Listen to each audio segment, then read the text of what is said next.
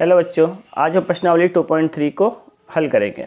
पहला क्वेश्चन क्या कर रहा है, बताइए कि निम्नलिखित बहुपदों में से किस बहुपद का एक गुणनखंड x+1 है और हमें ये इक्वेशन दिया है।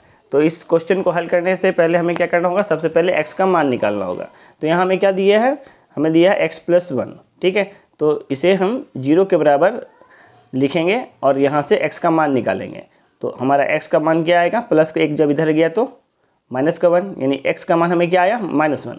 अब हमें क्या करना है, इस इक्वेशन में इस x के मान को पुट करके चेक करना है कि ये हमारा 0 आता है या नहीं। अगर ये 0 आएगा तो इसका मतलब है कि ये हमारा x+1 इस दिए गए समीकरण का एक शून्यक होगा। ठीक है, तो चलिए चेक करते हैं। तो हमें क्या करना है, x की जगह पे -1 को रखना है। तो ये हो जाएगा -1 का क्यूब प्लस x² यानी -1 का स्क्वायर प्लस x का मान है -1 और +1। कभी भी कि अगर कोई संख्या माइनस में है और उसका अब हमको क्यूब करना रहता है तो हम देखते हैं अगर पावर आपका विषम है, यानी अगर घात विषम रहेगा तो हमारा आंसर क्या हमेशा माइनस में ही आएगा, और अगर घात आपका सम रहेगा तो अगर माइनस में भी अंदर में संख्या है तो उसका आंसर हमें प्लस में ही आएगा। तो हम देख रहे हैं इसका घात क्या है, एक विषम संख्या है और अंदर में क्या है, माइनस है, तो आंसर क्या हमारा आएगा, माइनस में ही आएगा। और 1 का क्यूब क्या होता है, 1 ही होता है। प्लस अब -1 का अगर हम स्क्वायर करेंगे तो देखिए 2 क्या है, एक सम संख्या है, तो इसका आंसर हमें क्या मिलेगा, प्लस में मिलेगा। तो 1 का स्क्वायर करेंगे कितना आएगा, 1 आएगा, और यहाँ प्लस माइनस माइनस, तो ये हो गया -1 और लास्ट में है आपका +1। ठीक है, ये -1 ये +1 ये कैंसिल हो जाएगा, ये -1 +1 ये कैंसिल हो जाएगा। तो हमारे पास क्या आया, 0। तो देखिए हमारे पास क्या आंसर आया है, 0 आया है। इसका कहने का मतलब है कि ये जो हमारा दिया गया जो ये गुणनखंड है x+1 इसका एक गुणनखंड होगा। तो लिखेंगे कि दिए गए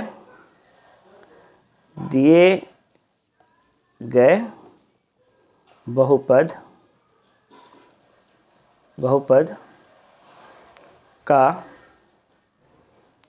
x+1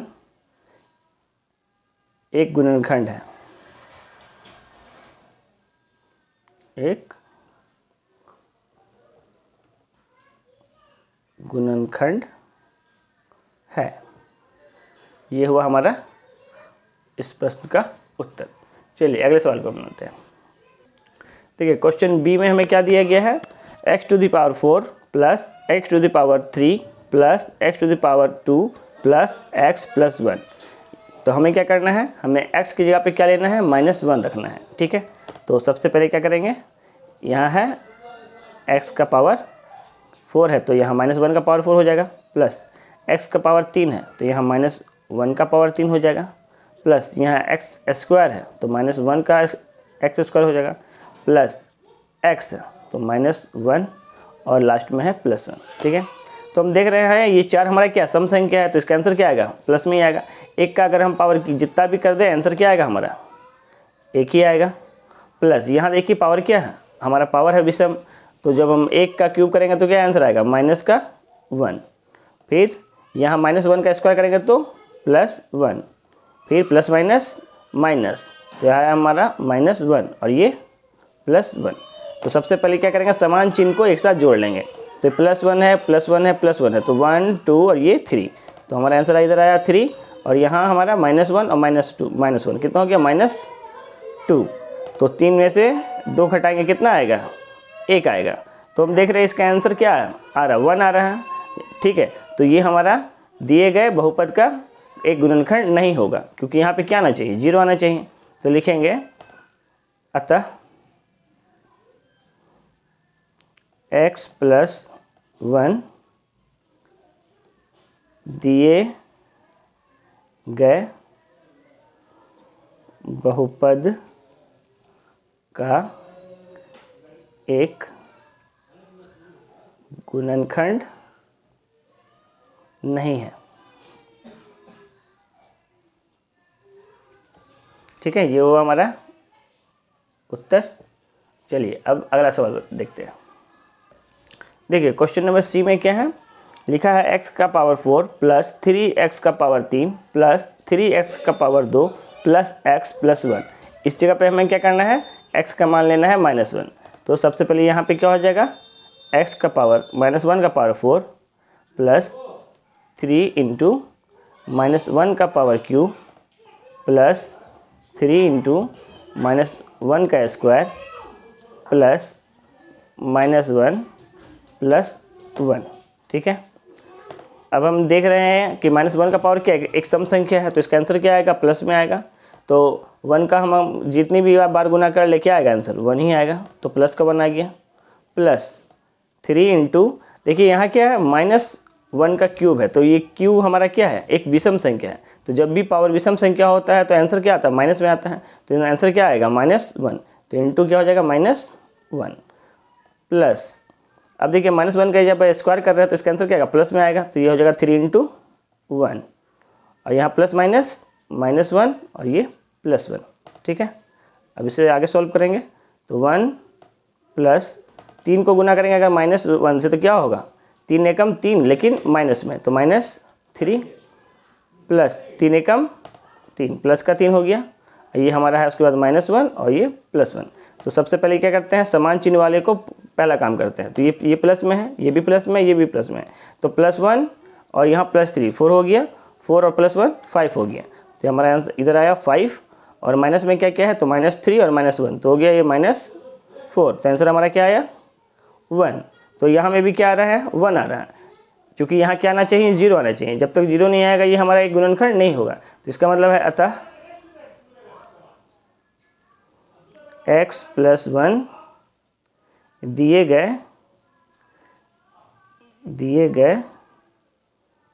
बहुपद का एक गुणनखंड नहीं है।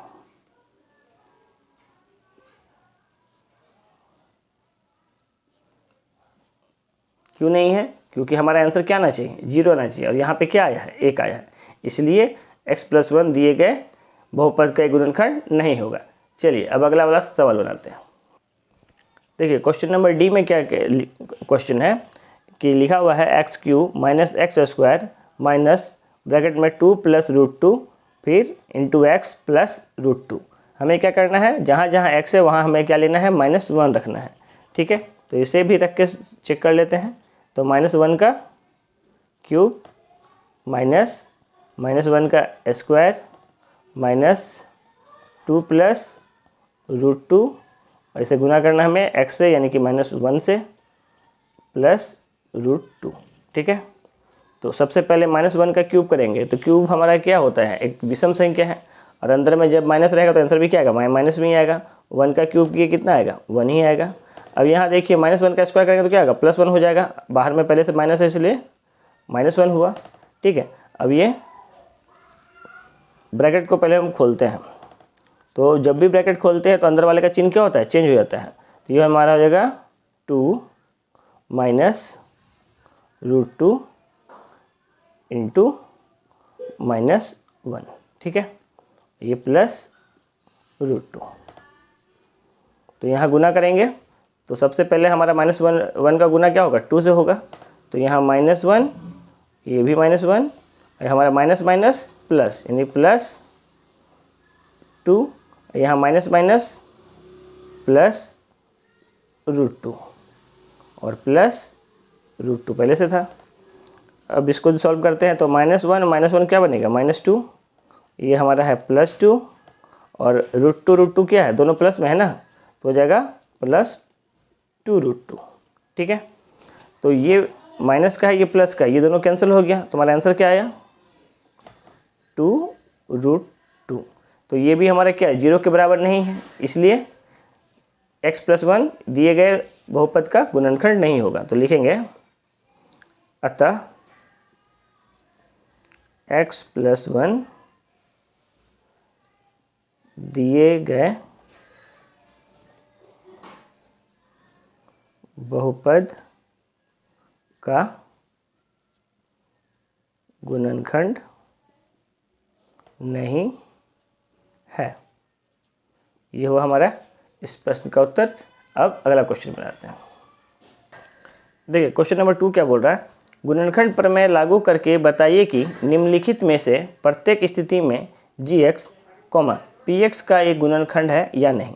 हमें एक बहुपद दिया है और उसका एक गुणनखंड दिया है, और हमें ये पूछ रहा है कि अगर हम इस x की जगह पे x का मान को अगर डालते हैं तो हमें अगर शून्य आता है तो ये एक उसका गुणनखंड होगा, और अगर शून्य नहीं आएगा तो ये उसका गुणनखंड नहीं होगा। तो हमें सबसे पहले क्या करना है, x का मान निकाल लेना है। तो हमारा gx में x का मान क्या होगा, तो इसे बराबर 0 करके हम x का मान निकाल लेंगे। तो यहाँ से x का मान क्या निकलेगा हमारा 1, अगर इस हो जाएगा तो प्लस का 1 हमारा क्या मिलेगा, माइनस का 1। ठीक है, अब हमें क्या करना है, जहाँ जहाँ आपका x है वहाँ वहाँ क्या रखना है, -1 को रखना है। तो 2x क्यूब यानी कि 2 इंटू -1 का क्यूब प्लस x स्क्वायर यानी -1 का स्क्वायर माइनस 2x यानी 2 इंटू x का मान क्या है, -1। ठीक है, अब हमें क्या करना है, 2 इंटू -1 का जब हम क्यूब करेंगे तो क्यूब हमारा क्या होता है, एक विषम संख्या है। विषम संख्या जब किसी संख्या का क्यूब बनता है तो हमारा आंसर क्या आता है, माइनस में आता है। इसका आंसर क्या आएगा, -1। और यहाँ प्लस, जब माइनस में जब किसी भी माइनस का अगर कोई संख्या हो उस पर अगर पावर सम हो तो हमारा आंसर क्या आएगा, प्लस में आएगा। तो 1 का स्क्वायर क्या आएगा, 1। ठीक है, अब यहाँ ये माइनस माइनस क्या बन गया, प्लस। पढ़े बार पढ़े तो 2 एकम 2, अब ये -1। अब गुना करते हैं, 2 को जब हम -1 से गुना करेंगे क्या आएगा, 2 एकम 2 लेकिन माइनस में, प्लस 1 प्लस 2, ये हमारा -1। तो देखिए ये माइनस का 2 है, ये प्लस का 2 है, ये आपस में क्या हो गया, कैंसिल हो गया। ये प्लस का 1, ये माइनस का 1, ये भी कैंसिल हो गया। तो हमारा आंसर क्या आया, 0। ठीक है, तो इसका कहने का यहाँ 0 आने का क्या मतलब है कि दिया गया जो हमारा जो गुणनखंड है वो इस बहुपद का क्या होगा, एक गुणनखंड होगा। ठीक है, तो लिखेंगे अतः x + 1 दिए गए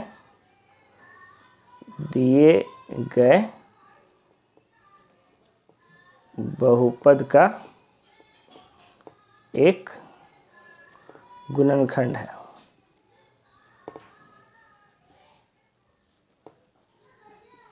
ठीक है, ये है इस प्रश्न का उत्तर। चलिए अब अगला सवाल बनाते हैं। देखिए अगला सवाल में हमें क्या दिया हुआ है, x³ + 3x² + 3x + 1, और gx का मान क्या दिया है, x + 2। तो सबसे पहले हमें gx से हमें x का मान निकाल लेना है, तो इसे बराबर 0 लिखेंगे और यहाँ से x का मान निकालेंगे। तो ये जो हमारा +2 है अगर बराबर के शुरू जाएगा तो क्या आएगा, -2। यानी कि अब जहाँ जहाँ आपको या px में x दिख रहा है वहाँ वहाँ हमें क्या लेना है, -2 लेना है। ठीक है, तो चलिए इसे रख के सॉल्व करते हैं। तो अब यहाँ लिखेंगे p x की जगह पर क्या लेना है, -2। तो हमारा हो जाएगा -2 का क्यूब प्लस 3x² यानी कि -2 का स्क्वायर प्लस 3x यानी 3 इंटू -2 और +1। इसे सॉल्व करेंगे तो जब भी किसी संख्या के ऊपर में पावर विषम हो हमारा आंसर क्या चीज़ में आता है, माइनस में। तो ये माइनस में आएगा आंसर। 2 का क्यूब कितना हो जाएगा, 2 दूना 4 और 4 दूना 8। आंसर क्या आया, -8 प्लस 3 इंटू, अब हम देख रहे हैं -2 का स्क्वायर है तो पावर क्या है, सम है, तो आंसर क्या आएगा, प्लस में आएगा। तो 2 का स्क्वायर कितना होता है, 4। फिर प्लस, ये प्लस माइनस क्या हो जाएगा, माइनस। तो हमारा आ जाएगा -2 तिया 6 और लास्ट में है +1।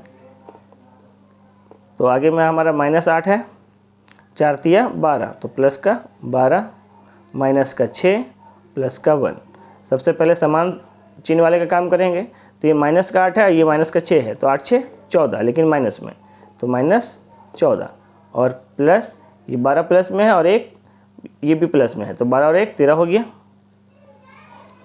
अब देखिए प्लस माइनस क्या होता है, प्लस माइनस माइनस होता है, लेकिन चिन्ह हमेशा बड़ा वाला का। तो बड़ा क्या है, -14, तो इसलिए माइनस का चिन्ह लगेगा। 14 में से 13 गया तो कितना बचेगा, 1। तो देख रहे हैं यहाँ में हमारा शून्य नहीं आया। तो कहने का मतलब है जो हमारा दिया गया था ये गुणनखंड इस बहुपद का गुणनखंड नहीं होगा। ठीक है, तो लिखेंगे अतः x+2 दिए गए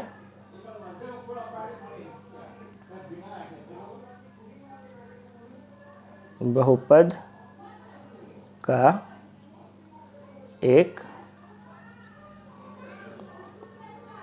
गुणनखंड नहीं है।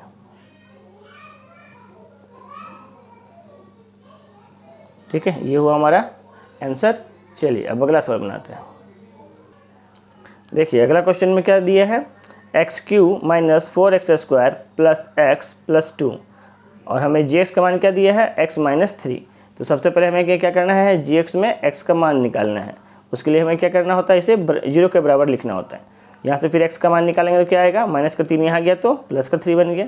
तो हमारे पास x का मान क्या आया, 3 आया। तो जहाँ px है वहाँ में x का मान अब क्या लेना है, 3 लेना है। जहाँ जहाँ x है वहाँ 3, तो यहाँ हो जाएगा 3 का क्यूब -4 गुना 3 का स्क्वायर +3 और +6।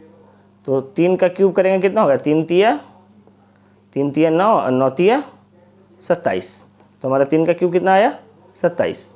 तो ये हमारा हो गया 27 -4 गुना 3 का स्क्वायर, यानी 3 को 2 बार गुना करेंगे तो 3 तिया 9 +3 और 6 दोनों को जोड़ेंगे कितना आ गया, 9 आ गया। अब 27